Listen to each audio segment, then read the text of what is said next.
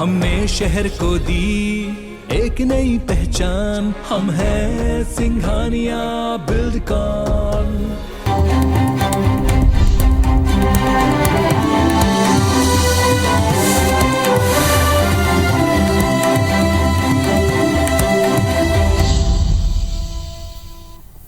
नमस्कार, मैं हूं आकांक्षा और आप देख रहे हैं आईबीसी 24 मध्य प्रदेश से जुड़े हमारे इस खास बुलेटिन में आप सभी का स्वागत है। देखते हैं खबरें विस्तार से और शुरुआत करेंगे इस बुलेटिन की बड़ी खबर के साथ। मध्य प्रदेश की राजधानी भोपाल में खुफिया एजेंसी ने आतंकी के एक बड़े मॉड्यूल को ध्वस्त कर 4 आतंकियों को गिरफ्तार किया है।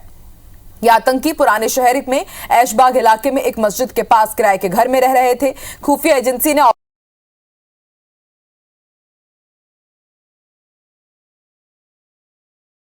मात्रा में विस्फोटक सामग्री और हथियार भी जब्त किए गए। एक और छापा शहर के बाहर करौंद इलाके में भी मारा गया, वहां से भी कुछ चीजें पकड़ी गई हैं। पकड़े गए संदिग्ध आतंकी मामले में बड़ा खुलासा हुआ है। ये जमात मुजाहिदीन बांग्लादेशी से जुड़े हुए आतंकी हैं। मध्य प्रदेश में ये स्लीपर सेल तैयार कर रहे थे। पकड़े गए 4 आतंकियों के नाम फजहर अली, मोहम्मद अकील, जहूरुद्दीन उर्फ इब्राहिम और फजहर जैनुल है। जमात मुजाहिदीन आतंकी संगठन भारत में प्रतिबंधित है और खुफिया एजेंसी गिरफ्तार आतंकियों को अज्ञात स्थान पर ले जाकर फिलहाल पूछताछ कर रही है। पड़ोसी किराएदार सईद ने बताया कि देर रात 3 बजे करीब 50 से 60 पुलिसकर्मी आए और गोली मारकर दरवाजे का ताला तोड़ा। गिरफ्तारी के बाद उस कमरे को पूरी तरह से फिलहाल सील कर दिया गया है। पड़ोसी का कहना है कि करीब 3 महीने से ये यहां पर किराए पर रह रहे थे।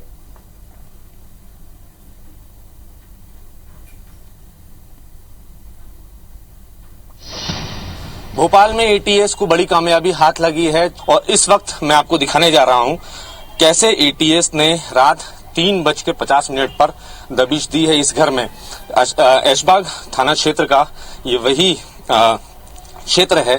पुलिस इसी रास्ते से, एटीएस इसी रास्ते से छत कूदते हुए इस बिल्डिंग पर आई थी, जिस बिल्डिंग में ये किराए पर रह रहे थे। देखिए ये वो छत है। इसी तरीके से इसी छत के जरिए एटीएस की टीम यहाँ पहुंची है। मैं दिखाने की कोशिश करूंगा। ये तंग गलियों में बना हुआ ये मकान है, उसी की एक मंजिल पर आतंकी रह रहे थे और इसी रास्ते रात में लगभग 3 बजे के आसपास, पुलिस 3:15 बजे के आसपास इसी रास्ते सीढ़ियों से होते हुए नीचे पहुंची है और उनकी गिरफ्तारी की है।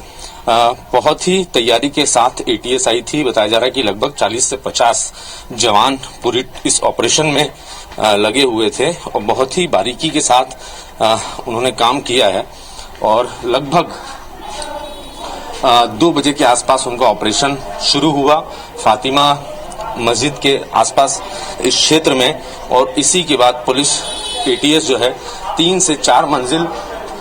से 4 बिल्डिंगों की छतों पर कूदते हुए यहाँ पहुंची। और देखिए इसको दरवाजे को तोड़ने की कोशिश भी रात में हुई है। हालांकि अंदर से बंद था, लेकिन बहुत ही आसानी से एटीएस इस दरवाजे को खोलकर यहाँ दाखिल हुई है। और ये वही मंजिल है आतंकी पिछले कई दिनों से रह रहे थे। ये खबर मिल रही है कि 2 से 2.5 महीने से यहाँ रह रहे थे। इसी दरवाजे को खोलकर एटीएस की टीम अंदर पहुंची है और उनको उम्मीद नहीं थी कि एटीएस नीचे के बजाय छत से आएगी। चूंकि नीचे जो शटर लगी हुई थी उस शटर में लॉक लगा हुआ था। पुलिस धीरे से अंदर दाखिल हुई। ये वही घर है, आपको मैंने जैसे पहले दिखाया। ये वो 2 कमरे हैं जहां ये आतंकी रह रहे थे। फिलहाल ये सील हैं और ये किचन है, यहाँ उनका खाना पकता था। तो पुलिस ने बहुत बारीकी से काम किया है। ऑपरेशन जो पुलिस का था रात 2 सवा 2 बजे से शुरू हुआ और 3:50 पर खत्म हुआ। कैमरामैन रमेश के साथ नवीन सिंह, आईबीसी 24 भोपाल। तो आज एक बड़ा खुलासा हुआ है। भोपाल में 7 संदिग्ध आतंकवादियों की गिरफ्तारी की बात कही जा रही थी, लेकिन अब ये जानकारी पुख्ता हो चुकी है। 4 आतंकी गिरफ्तार किए गए हैं। भोपाल में एक बड़ा आतंकी मॉड्यूल ध्वस्त किया गया है। ऐशबाग इलाके से ये 4 आतंकियों की गिरफ्तारी हुई है। इसके साथ ही भोपाल के कुछ दूसरे इलाकों में भी छापेमार कार्रवाई की गई। बताया जा रहा है कि फातिमा मस्जिद के पास किराए के मकान पर ये लोग रह रहे थे और कल देर रात ये बड़ी कार्रवाई की गई है भोपाल एटीएफ की तरफ से। और ज्यादा जानकारी के लिए रुक कर लेते हैं भोपाल का, बात करेंगे हमारे सहयोगी सत्येंद्र से। सत्येंद्र, पुष्टि हो गई है कि भोपाल में 4 आतंकियों की गिरफ्तारी हुई है और जमात मुजाहिदीन के आतंकी बताए जा रहे हैं, जो कि बांग्लादेश का और भारत में प्रतिबंधित है। ये ऐसे में अब क्या कुछ आगे जानकारी मिल रही है और ताजा अपडेट क्या है और क्या कुछ खुलासा हुआ इस पूरे मामले में?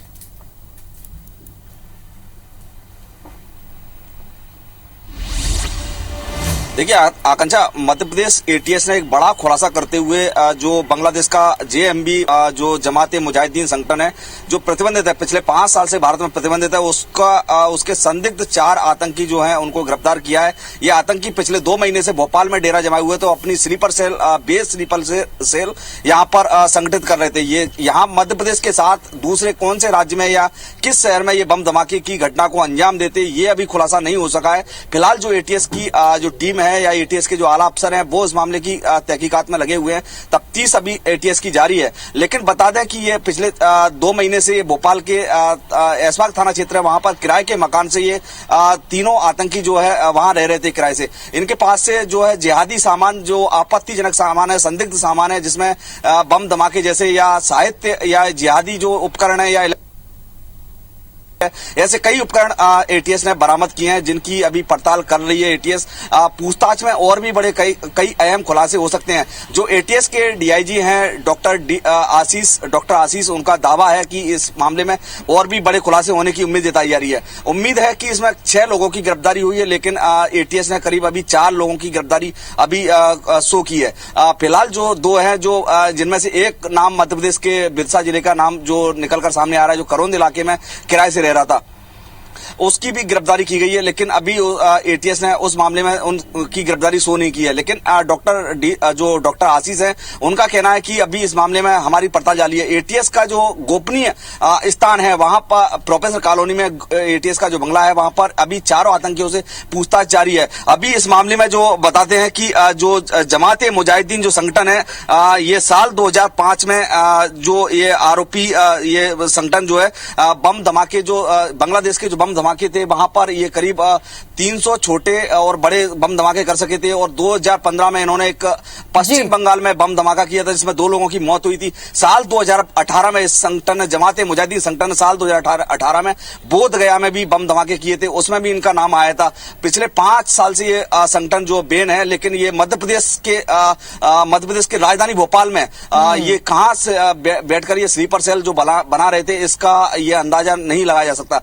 बता दें कि मध्य प्रदेश एक ऐसा शहर है जहां पर राजधानी भोपाल, जहां पर कई आतंकी आते हैं, कई आतंकी जहां से पनाह लेते हैं, लेकिन पुलिस को भनक नहीं लग पाती। सवाल सबसे बड़ा ये है, जब एटीएस या फिर इंटेलिजेंस या एएनआई या आईबी कोई बड़ी एजेंसी जब काम करती तब उस चीज का खुलासा होता है। इससे पहले भी सिमी के कई स्लीपर सेल बिल्कुल सत्येंद्र, कई बड़े सवाल और कई बड़े ऐसे पेंच अब भी हैं जो अनसुलझे हैं। देखने वाली बात होगी, वक्त बीतता जाएगा और उसके बाद क्या कुछ खुलासे होते हैं। और बड़ा सवाल यही है कि आखिर ये आतंकी जो यहाँ पर पनाह लेकर के बैठे हुए थे, उनकी मंशा क्या थी, क्या वो साजिश रच रहे थे। शुक्रिया पूरी जानकारी के लिए सत्येंद्र आपका।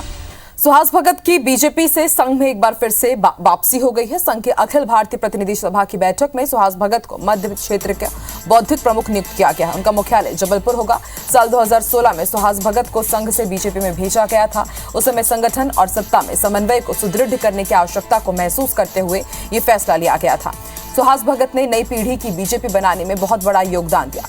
मध्य प्रदेश को देश का पहला राज्य बनाया जहां सभी मंडल अध्यक्ष 40 साल से कम उम्र के हैं। सभी महानगरों में युवाओं को जिला अध्यक्ष नियुक्त करने में उनकी बड़ी भूमिका है। संगठनात्मक नियुक्तियों में विधायक के एकाधिकार को उन्होंने समाप्त किया। सिंधिया गुट के साथ समन्वय स्थापित करने में भी सुहास भगत की बड़ी भूमिका रही।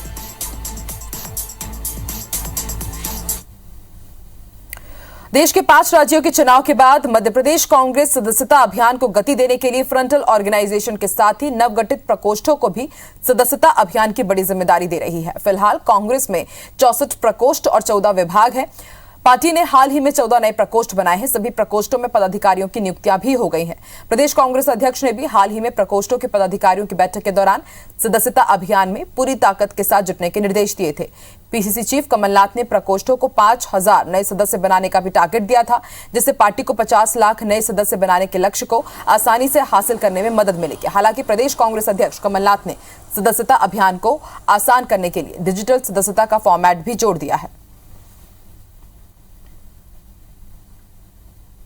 कमलनाथ जी के निर्देशानुसार और परिवहन प्रकोष्ठ के प्रदेश अध्यक्ष आदरणीय नरेंद्र सिंह पांडे जी के नेतृत्व में परिवहन प्रकोष्ठ मध्य प्रदेश के समस्त ट्रांसपोर्टर बंधुओं और परिवहन व्यवसायियों के बीच में उनकी समस्याओं को जानने के लिए कांग्रेस द्वारा चलाए गए सदस्यता अभियान के माध्यम से जाएगा और कांग्रेस की मुख्य धारा से उनको जोड़ने के लिए सदस्य बनाने का पूरा प्रयास मध्य प्रदेश कांग्रेस परिवहन प्रकोष्ठ करेगा। डिजिटल मूवमेंट में अच्छी सफलता मिल रही है। नए लोग जानना चाहते हैं, समझना चाहते हैं। जितना जितना दुष्प्रचार कांग्रेस के खिलाफ भारतीय जनता पार्टी और संघ करते हैं, उतना उतना लोगों की रुचि जागृत होती है। प्रकोष्ठों के लोगों का जो लक्ष्य है वो पूरा कर लेंगे। वो हर एक प्रकोष्ठ को 5,000 का दायित्व मिला है। केंद्रीय मंत्री ज्योतिरादित्य सिंधिया 2 दिनों के प्रवास पर इंदौर पहुंचे। बीजेपी कार्यालय में उन्होंने कोर कमेटी के सदस्यों के साथ चर्चा की। इसके साथ ही सिंधिया ने बीजेपी नगर कार्यकारिणी में नवनियुक्त पदाधिकारियों से मुलाकात की। वहीं सिंधिया ने कहा कि बीजेपी का साधारण कार्यकर्ता हूं। देश में आज पीएम मोदी और नड्डा के नेतृत्व में बेहतर काम हो रहा है। 4 राज्यों में आए ऐतिहासिक चुनाव परिणाम ने साबित कर दिया है कि डबल इंजन की सरकार बन गई है।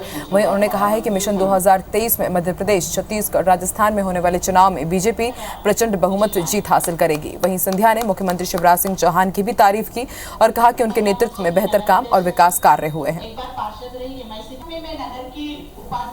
हमें विश्वास है कि आने वाले 2023 में मध्य प्रदेश, राजस्थान और छत्तीसगढ़ के प्रादेशिक चुनाव में भी भारतीय जनता पार्टी को प्रचंड बहुमत मिलेगी।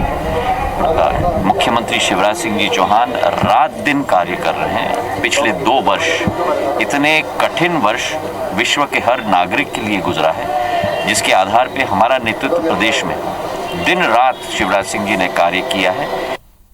और आइए देखते हैं अब तक की बिग न्यूज। प्रधानमंत्री नरेंद्र मोदी ने यूक्रेन में चल रहे संघर्ष को लेकर आज एक हाई लेवल मीटिंग की। पीएम ने भारत की सुरक्षा तैयारियों और मौजूदा वैश्विक परिदृश्य की समीक्षा के लिए बैठक बुलाई थी, जिसमें रक्षा मंत्री राजनाथ सिंह, एनएसए अजीत डोभाल समेत कई मंत्री मौजूद रहे। बीजेपी की यूपी विधानसभा चुनाव में धमाकेदार जीत के बाद नई सरकार के गठन की कवायद तेज हो गई। योगी आदित्यनाथ ने आज दिल्ली में नए मंत्रिमंडल को लेकर पीएम मोदी से मुलाकात की। इस मुलाकात के दौरान राष्ट्रीय अध्यक्ष जेपी नड्डा, गृह मंत्री अमित शाह और संगठन महासचिव बीएल संतोष भी शामिल रहे।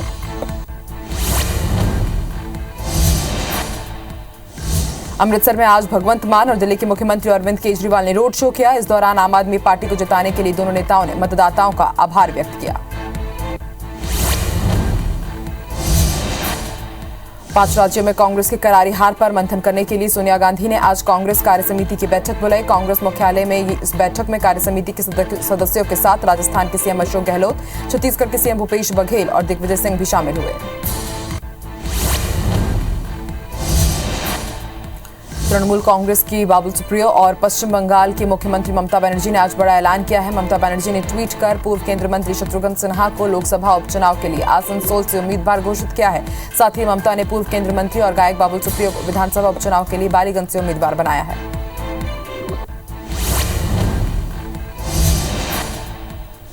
सरकार के पास एलआईसी आईपीओ लॉन्च करने के लिए 12 मई तक का समय शेष है। तय समय सीमा पर आईपीओ लॉन्च नहीं होने पर फिर से सेबी की मंजूरी लेनी होगी। एक अधिकारी ने कहा कि हालांकि पिछले 1 पखवाड़े में बाजार में उतार चढ़ाव कम हुआ है, लेकिन बाजार के और स्थिर होने का इंतजार किया जाएगा ताकि खुदरा निवेशकों को शेयर में निवेश करने का भरोसा मिले।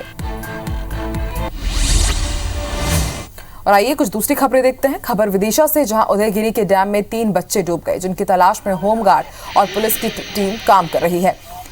भारी पुलिस बल मौके पर मौजूद है। पिछले कई घंटों से रेस्क्यू ऑपरेशन जारी है और अभी तक किसी भी बच्चे को नहीं खोजा जा सका है।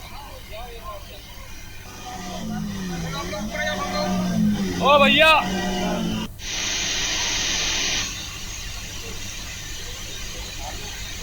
बड़ी खबर आपको विदिशा से बता रहे हैं, जहां उदयगिरी के डैम में नहाने गए 3 बच्चे डूब गए हैं और होमगार्ड और पुलिस की टीम लगातार मौके पर मौजूद है।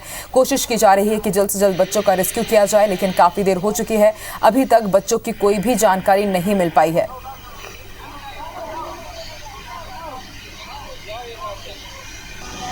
रेस्क्यू ऑपरेशन अब भी जारी है। होमगार्ड और पुलिस की टीम के साथ ही स्थानीय लोग भी मौके पर मौजूद है। गोताखोरों की भी मदद ली जा रही है और कोशिश यही है कि जल्द से जल्द बच्चों को सुरक्षित ढूंढ लिया जाए।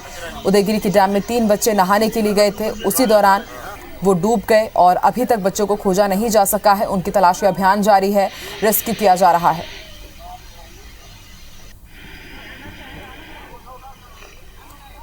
बड़ी खबर आपको विदिशा से बता रहे हैं। विदिशा के उदयगिरी डैम में रेस्क्यू ऑपरेशन चलाया जा रहा है। बताया जा रहा है कि उदयगिरी डैम में आज 3 बच्चे नहाने गए थे, उस दौरान यह हादसा हुआ है।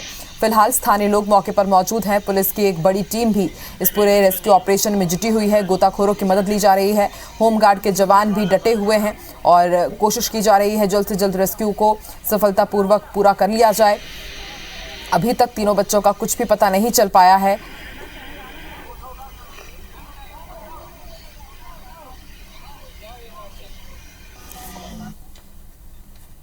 और ज्यादा जानकारी के लिए बात करेंगे हमारे सहयोगी मनोज से। मनोज, क्या कुछ ताजा अपडेट, बच्चों का कुछ पता चला क्या? आकांक्षा, अभी भी रेस्क्यू जारी है और लगभग 2 घंटे से अधिक हो गए हैं हम। और एसडीआरएफ टीम, गोताखोर, लोकल पुलिस और सीएसपी विकास पांडे खुद भी मौजूद हैं। ये सारे लोग अथक प्रयास कर रहे हैं कि बच्चे सुरक्षित निकल जाएं, लेकिन बहुत समय हो चुका है। डैम में बहुत गहराई है, इसलिए दिक्कत आ रही है रेस्क्यू ऑपरेशन में भी। लेकिन एक और बात क्लियर हुई है कि सीएसपी विकास पांडे के मुताबिक 2 बच्चे के डूबने की उन्हें जानकारी साझा की है और 3 बच्चे जो गांव से निकले थे, तो ये बताया गया कि शायद एक बच्चा वापस हो गया था गांव को और इसके बाद 2 बच्चे जरूर नहाते समय हम डूब गए हैं। रेस्क्यू अभी भी जारी है, लेकिन समय बढ़ता जा रहा है। अब अंधेरा भी हो गया है, लेकिन प्रयास किया जा रहा है एसडीआरएफ टीम के द्वारा भी, होमगार्ड की टीम भी वहां मौजूद है, पुलिस लोकल प्रशासन के द्वारा भी, कि किसी भी स्थिति में बच्चों को सुरक्षित या जैसी भी स्थिति निकलती है उनके प्रयास कर लिए जाएं। उनके परिजन हालांकि घाट पर डैम के पास ही बैठे हैं और उनका बुरा हाल है। स्थानीय तमाशबीन भी बहुत बड़ी मात्रा में वहां करते हैं। प्रयास में भी जारी है, लेकिन अंधेरा बढ़ रहा है तो थोड़ा सा रेस्क्यू में दिक्कत हो सकती है। आकांक्षा जी, शुक्रिया अपनी जानकारी के लिए मनोज। और इस बुलेटिन में फिलहाल इतना ही। आप देखते रहिए IBC 24। नमस्कार।